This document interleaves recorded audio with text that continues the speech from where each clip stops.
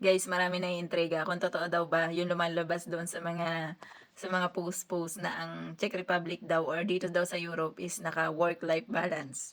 So, ibig sabihin ng work-life balance, nakakapagtrabaho ka at the same time nakakagala ka. So, ako na po yung sasagot sa inyong mga katanungan. Yes, totoo po. Meron kasi dito sa aming schedule na Monday to Friday na 8 hours lang. So, Saturday and Sunday is wala kayong pasok. Meron din naman na company or may ibang company na kagaya ko na parang sa loob ng isang buwan is 15 days lang pumapasok. Meron akong time na short and long week kung tawagin, which is halimbawa nito is yung first week ko, Monday, Tuesday is may pasok, Wednesday, Thursday is walang pasok, Friday, Saturday, and Sunday is may pasok. So, ibig sabihin within a week is 5 days ako pumasok. But, the next week naman, week 2, is ang mangyayari naman doon is ang Monday, Tuesday is wala akong pasok, and Wednesday, Thursday may pasok, and then Friday, Saturday, and Sunday is wala ulit akong pasok. So, ito naman yung 2 days lang ipapasok ko sa isang linggo. Kaya po, in total, minsan, sa loob ng isang buwan is 15 days lang po ang napapasok ko. Kasi, for week 1 is 5 days ako pumasok, week 2 is 2 days, week 3 is 5 days, week 4 is 2 days. Minsan, dahil nga may mga putal, halimbawa 30, 31, ganyan. Siyempre, yung week naman, hindi naman yung titigil eh. So, kaya minsan nagiging 15, 16 days ang pasok ko sa loob ng isang buwan. So, ganun ka-balance yung work namin dito sa Czech Republic. Pero hindi lang po yan dito sa amin sa Czech Republic. So, meron din yan sa ibang part ng Europe. Hindi ko lang masyadong alam kung siyempre depende naman kasi 'yun sa ano niyo, sa company niyo. Iba-iba naman kasi yung company. Pero siyempre 'yun nga yung sinasabi ko sa inyo, work-life balance talaga. And then meron din kaming August na 15 days na wala kaming pasok. Ito po ay with pay kung meron pa kaming dobolena or yung vacation leave na tinatawag.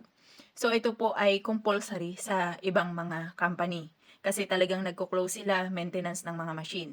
And then pag December naman, dahil nga dito sa amin is Catholic, mostly mga Catholic sila dito, is naniniwala sila sa Christmas. Kaya po, pagdating ng December, minsan December 20 pa lang, minsan 21 or 22, wala na pong pasok. Ang balik na po nun is after New Year, minsan A2 or A3 ng January.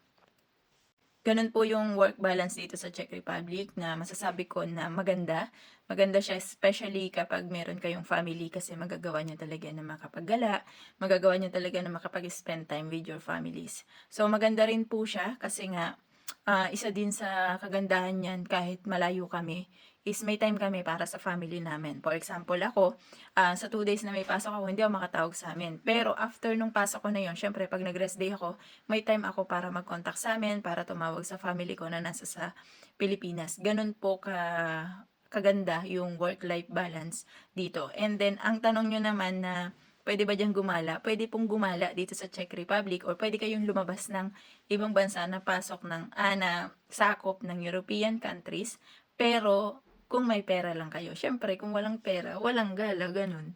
Kasi hindi mo kayo makakagala pag wala kayong pamasahe. Kailangan nyo mamasahe, kailangan nyo sumakay ng train, kailangan nyo sumakay ng bus, o di kaya ng airplane. Pero meron po dito na iba na sa bus lang sila sumasakay kasi mas mura. Parang alam mo yung mga tour, ano ba yung tawag doon? Basta yung mga tour na ganyan.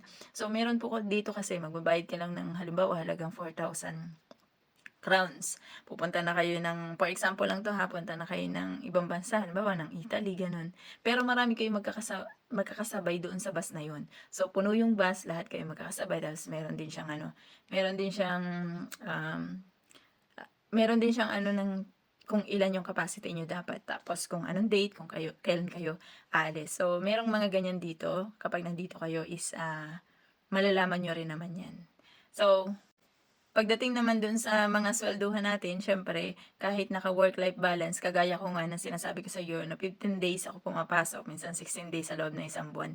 Kung ano po yung pinapasok ko na yon is same lang din naman ang sinasahod ko kapag naka 5 days na pasok ako ng Monday to Friday na 8 hours. Iba kasi is may overtime. Halimbawa is papapasokin ka ng 6 to 6 pero overtime. Iba po yung sa amin. Sa amin kasi halimbawa kagaya ko na 5 days ako, 'di ba? Tapos yung 2 days ko is rest day. Gusto ko pang halimbawa mangailangan pa ng OT doon sa company namin sa araw ng rest day ko. Pag pinasukan ko yun po yung magiging overtime ko. Pero yung 12 hours kasi ang per day namin eh. Kung ito total nyo po yung ipinapasok ko is same lang din yung hours na kapag kayo ay Monday to Friday ang pasok na 5 days, 8 hours, and Saturday and Sunday ang rest day. At kung ikukumpara nyo sa pasok ko, same lang po yung amount ng oras nun. Magkakaiba lang kami sa night differential, or kung may night differential man ang 8 hours na pasok sa kanila, kung halimbawa may 10 to 6 sila, ganun. Yun, doon lang kami magkakaiba. Kasi parang halimbawa, 'di ba, sa loob ng isang buwan is 2 weeks ang pasok namin. So yung isang linggo doon is panggabi, isang linggo doon is pang umaga. Basta medyo magulo kasi yung schedule namin, pero basta ganun yung pinaka simple at saka pulido na explanation doon.